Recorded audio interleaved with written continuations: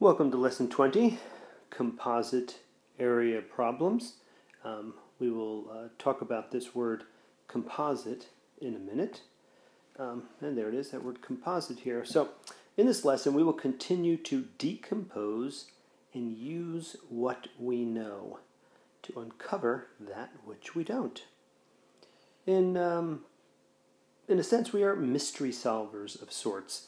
I love this this aspect of the math we're doing, and I really hope you guys do as well. So, yeah, well, here we go. Okay, well, let's definition first. A composite shape is a shape made up of two or more shapes. When finding the area of composite shapes, we break them down into more familiar parts. You notice I spelled the word area wrong here.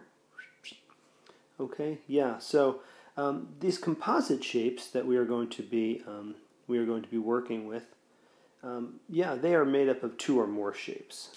Okay, and we've been talking about this already. Actually, been doing it, but now we're actually giving it a name. Composite. Again, you can see that word compose. And we're talked already about that we're going to be decomposing and composing. Okay, in this lesson, in order to find the areas of these various shapes. And again, using what is familiar and using what we know. Okay, well, example 1 asks us here to find the composite area of the shaded region.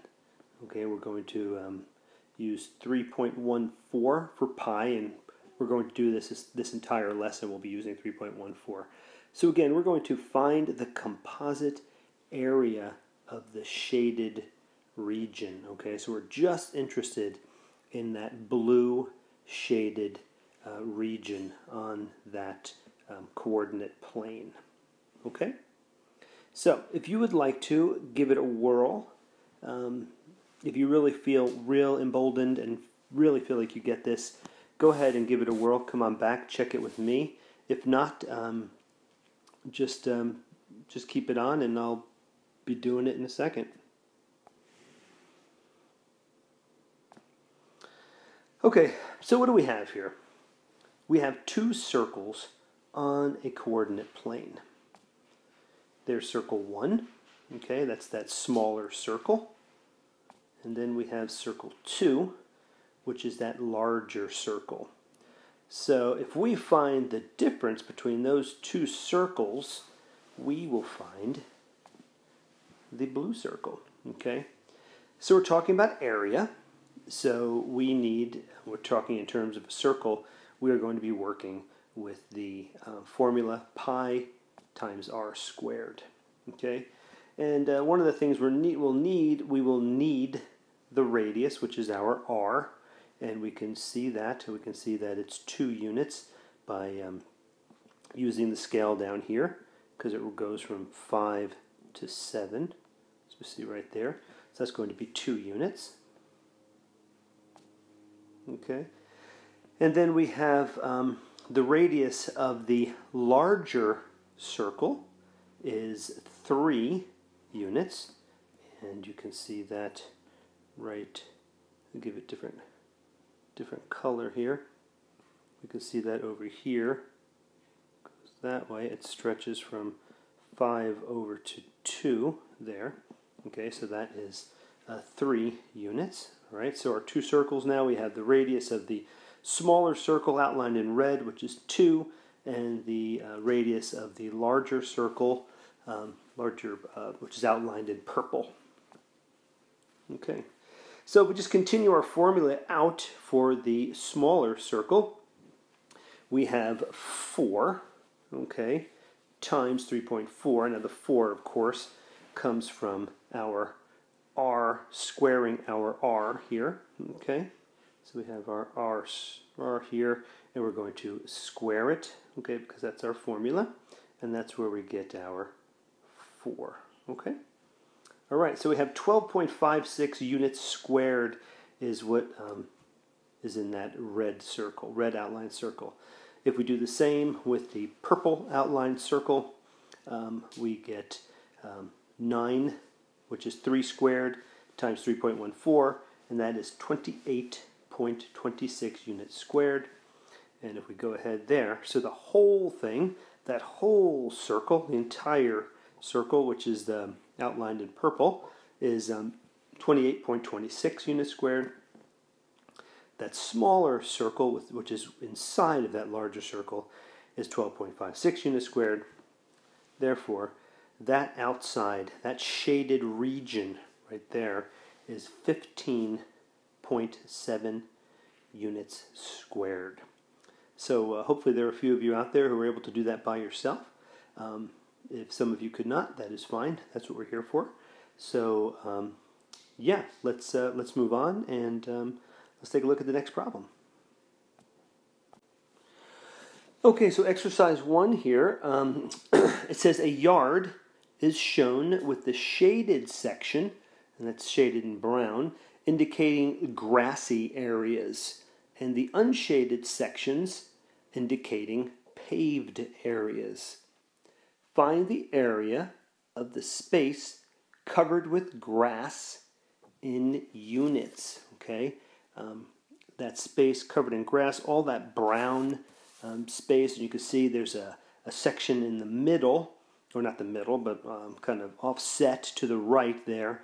That is actually going to be paved, a paved piece. So first we look at, we need to find the area of the rectangle ABCD. Now that's going to include the area of everything inside of that rectangle, okay? And then we're going to need to take a look at the area, or find the area of the rectangle IJKL, because that is going to be paved. To find out, because we're only being asked to find out the area of the space covered with grass, okay, we need to subtract that away in order to get our, because that's going to be paved, in order to get the total area covered in grass. Okay. So now, if we just go ahead, we have numbers already here for us because we can use the scale, the units here, the coordinate plane, to help us out, and we can see that that rectangle is a 2 by 2 rectangle. Okay, we can see that here. These are 2 units going up this way, and then we have 3 units going across. Okay. So we have 2 by 3. Should I put 3 in there so I can see that right there? 2 by 3. And we know area of a rectangle, 2 times 3 is 6 units squared. Okay, 6 units squared. All right. So now we could take a look at that smaller rectangle within that larger rectangle. And we can see that right here we have 1 unit, because you can see how it starts in the midway between those 2 units. Not so clear, but you can see it goes from about halfway there to halfway there. That would be the 1, and then this right here is half of that 1, which of course is 1/2. And if we go ahead and do our multiplication, we would see that 1 times 1/2 is 1/2, so that is 1/2 unit squared is that paved piece inside there. And now all we have to do, what's left to do, is to subtract. And if we subtract that larger piece, subtract that smaller piece from the larger piece, we end up with an answer of 5.5 units squared, and that would be the total of the grassy area.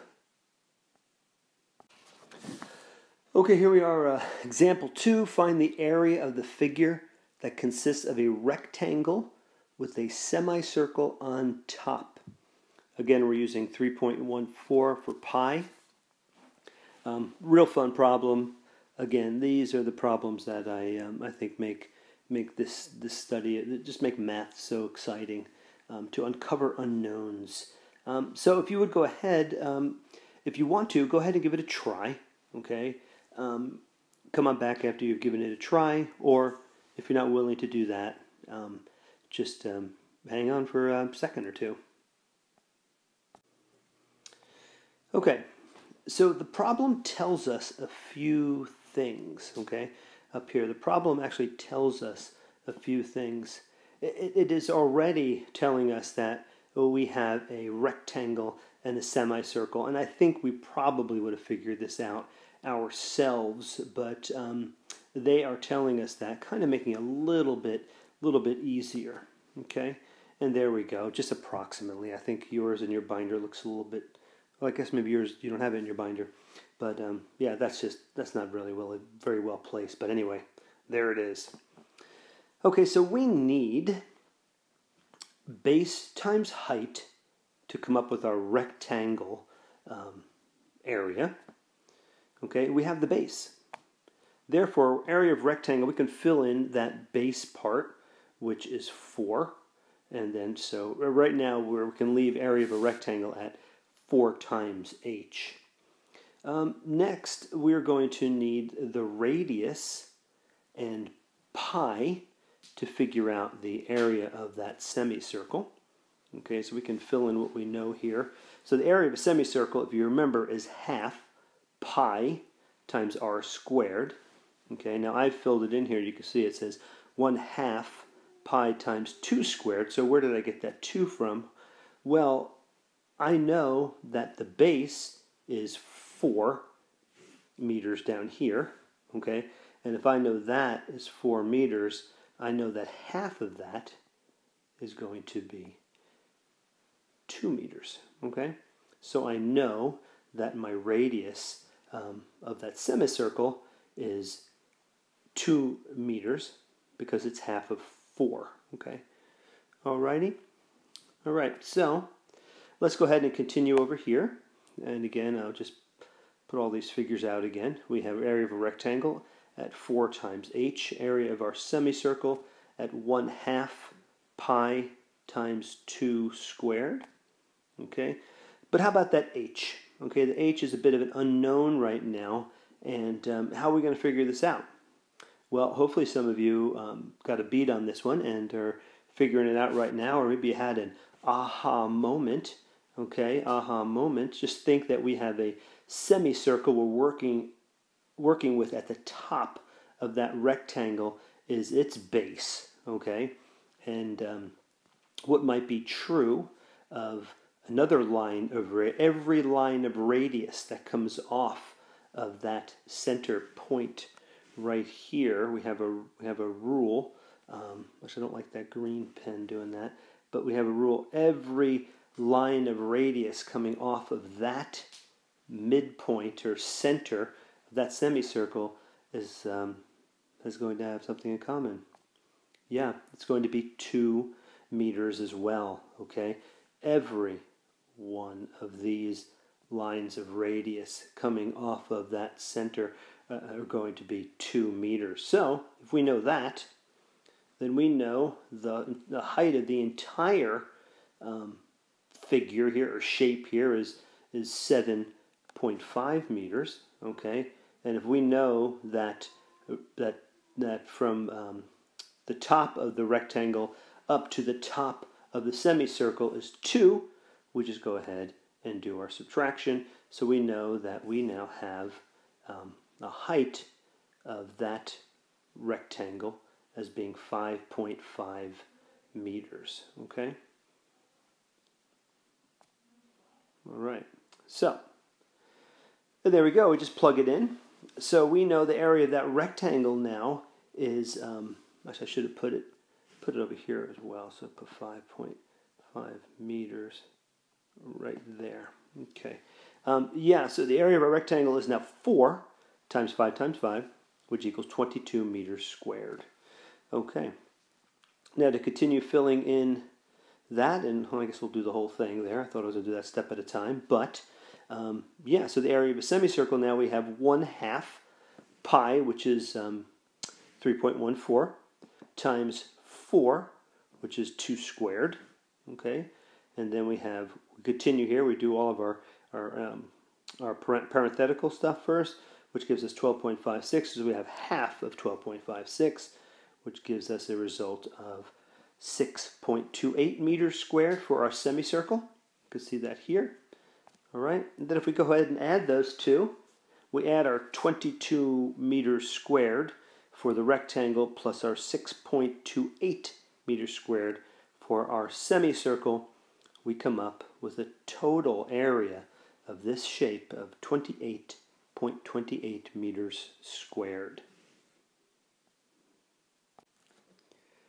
Okay, so with this exercise 2, I'd like you to go ahead and ask us here to find the area of the shaded region. Okay, and you're going to, again, using 3.14 for pi. I'd like you to go ahead and give it a whirl yourself using what they've given you so far out there. Also, do it with your mom or dad, whomever's working with you, or your sister, brother, whomever. So give it a whirl and come on back and check in with me, or do it yourself if you want.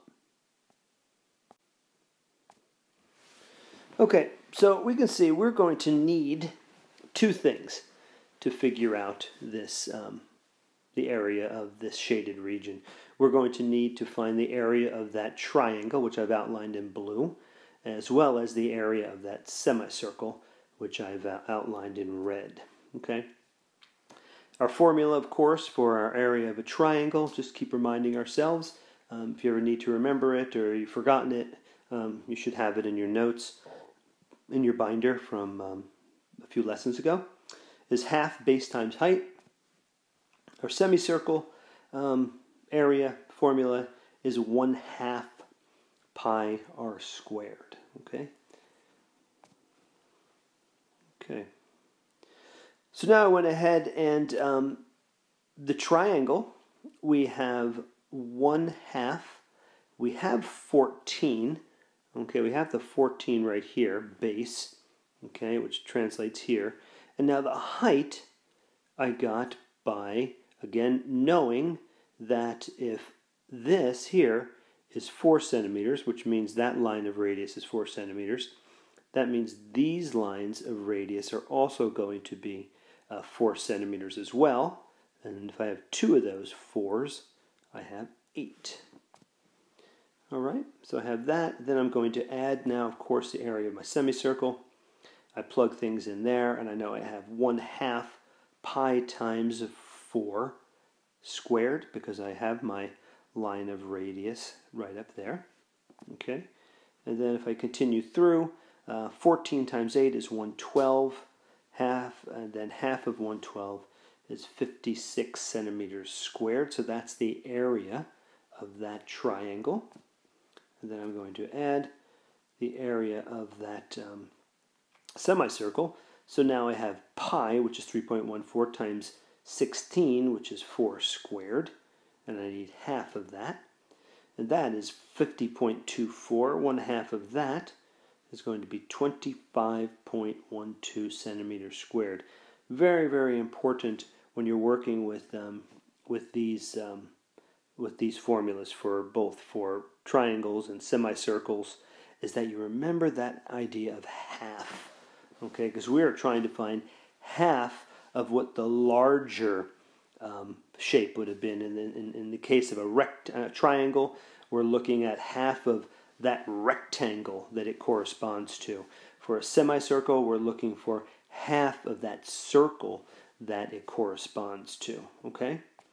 And then if we add both of those together, the 6 centimeters squared plus 25.12 centimeters squared, we end up with 81.12 centimeters squared for the area of that shaded region. Okay, so our task here for example 3 is to find the area of the shaded region, and just that blue region there on in your binder. Well, actually it's not blue in your binder, but it's that center triangle you can see there, okay? So you're going to follow, that's our task. But firstly, I'd like you to think, how might we attack this problem, okay? How might we attack this problem? I want you just to think about it and write some ideas down. Maybe your mom or dad is nearby. Start talking, and all based on what we've been doing so far. How might we attack this problem? Think about that for a while and come on back. Okay, so hopefully you got have some good thoughts about this. Well, and, Well, firstly, I want to say we should probably, one of the first things we can do is to make note of the known lengths, okay? And so the ones that I've highlighted right there are all of my known lengths. And for you, if you had a highlighter, that'd be super. If you don't, just circle those. But then there's some other things that we know. If I know, okay, we know this is a square, okay, because we see the 20 and the 20 over here, okay, right there. 20, we know it's a circle. We know it's a square, so all the sides are even, or equal. Okay, then we know that this other side all sides need to equal 20. We know that 6 centimeters is that smaller bit over there, and so we know that we have 14 centimeters for that other part. Okay, in the same way, we also know that the other side needs to be 20 centimeters long, and therefore we know part of it already, that's 8 centimeters. Therefore the other portion needs to be 12 centimeters. Okay, and that's filling in the other lengths using the given info. Okay, these are things not that we've been given, but that we can figure by using what we have been given via our knowledge of shapes. In this case, our knowledge of squares. Okay, so we're going to just divide this thing up now, and hopefully you are thinking of this idea of decomposing, kind of taking this shape apart. That's one triangle there, there's another one there, and there's another there. So we actually have this square here is actually composed of 4 different triangles. We are going to find the area of the whole square because we have enough information, and we're going to find the area of those 3, the green, the gold, and the fuchsia triangles, because we have enough information for those as well. Okay? Yeah, and that's the entire square as well. Okay. So that entire square is 400 centimeters squared, and that's simply 20 times 20, which is 400.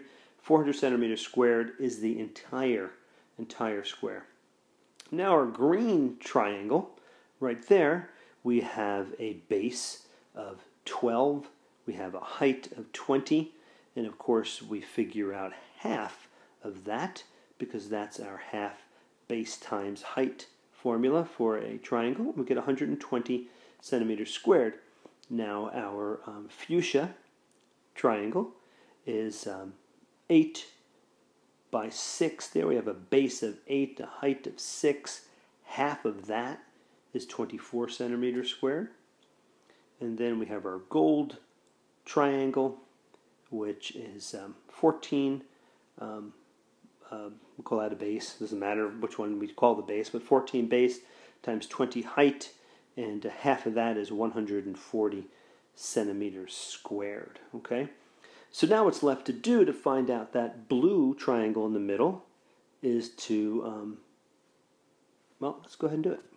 Okay, we have that 400, and then we're going to subtract away our, because the 400 represents what the entire square is, how big it is, 400 centimeters squared. And then all of these values here are all of the values of the other 3 triangles besides the blue.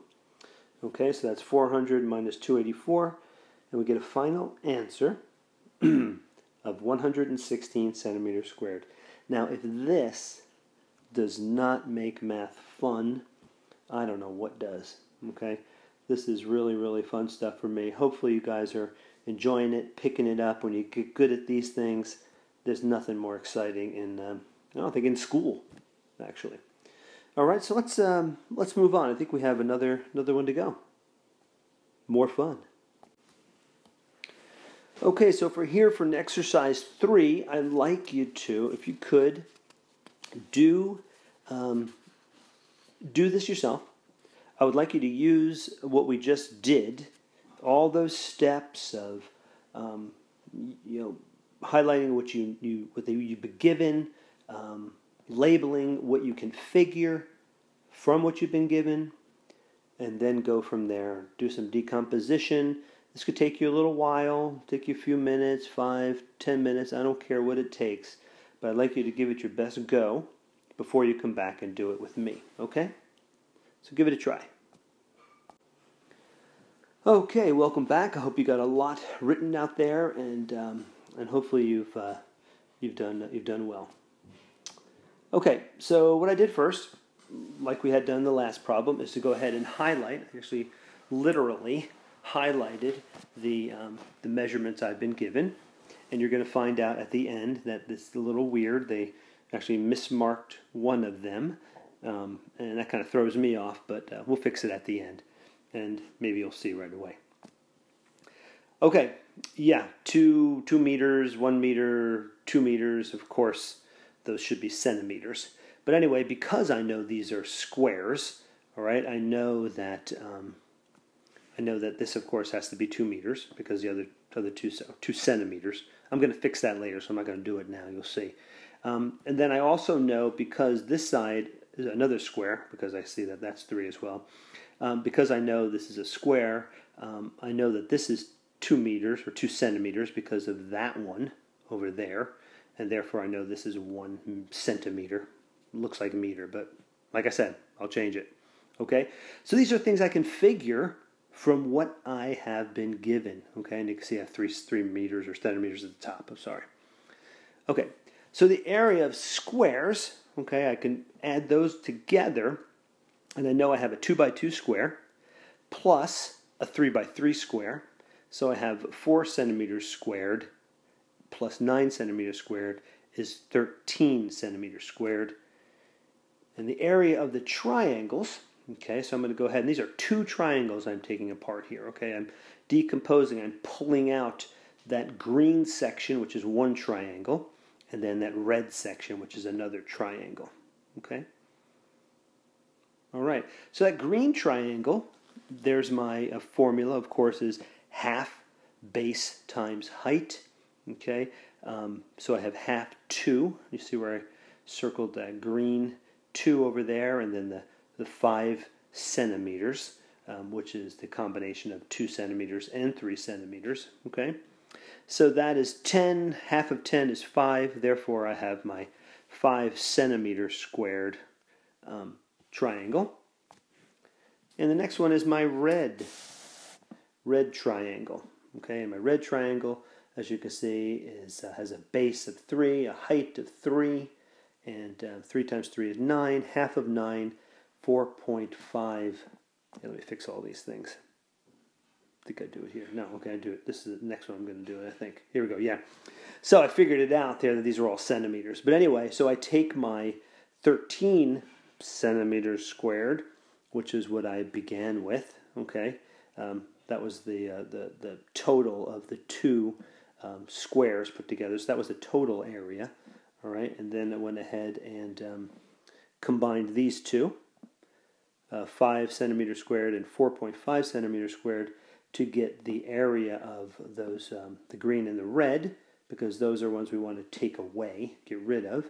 And of course, we're left with 3.5 centimeters squared here. I'm going to fix all these. I said, oops, and here we go. Sorry. Okay, so yeah, everything was in centimeters, of course. This is the one that threw me, was their little error right there. Okay, they had put in meters instead of centimeters. So, yeah, so there we go. We highlighted, made note of that which was given to us. We figured what we could based on what we were given, using what we know about the dimensions of different shapes. We decomposed by figuring the areas of familiar shapes. In this case, we had triangles. We have a great formula for that. We don't have a formula for the weird shape that's there right now, rocket ship looking shape. There's a triangle in there as well. And again, there are other ways always to do to do things, and maybe you did it a different way. If you came up with this answer as being the area of that blue portion of this shape, then I salute you. And I'd love to see it too, because I always want to see different solutions. Okay, well, we are ready to close. That was pretty fast, 30 minutes right here. Hopefully it wasn't too fast. So if you need to, please go back and take a look at what was done. Again, a lot of fun lesson that I love to teach in class and online, but something that I feel, I hope that you really learn to enjoy and not to fear. Okay, but before we go, let's just close with some helpful methods to use when finding the area of composite shapes. Okay, again, those composite shapes, those are shapes that are made up of different shapes. Okay, like, I don't know if you're a geology lover or geology bug or a rock hound, but composite rock is rock made up of all different pebbles and stuff, sandstone, just fused together. And that's composite rock. It's composite because it's made up of all different kinds of rock. Okay, but these composite shapes are put together by all different kinds of shapes. Okay. So with these composite shapes, we can compose or decompose or do both. And we do that and we make them into familiar shapes, okay, into familiar shapes, which makes it so much easier. And these familiar shapes, of course, are shapes for which we have formulas, okay? And then recording values that are known and can be figured using available information, okay? So we look at this shape, we decide if we want to compose, put a few together, or decompose, take some apart, or do both, into familiar shapes for which we have formulas. And then when we have that in mind, we record those values that are known, okay, or just highlight them because they'll be given to us, and also figure the ones that we can come up with using available information. Alrighty, so if again, there are any questions, give me a call. I'm celebrating this very short video lesson.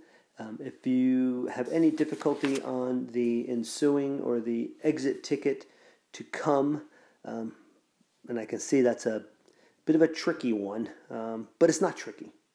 I don't want to say it's tricky. I just want to say it looks like they're trying to make it kind of tricky. But use what you know, compose, decompose, use what they give you, and then figure out what you know, and then you can do very well. I mean, sometimes it takes time when things are a little bit more complicated. Do the problem sets. Again, use what you know. Any difficulties at all, give me a call. All right? Well, good luck.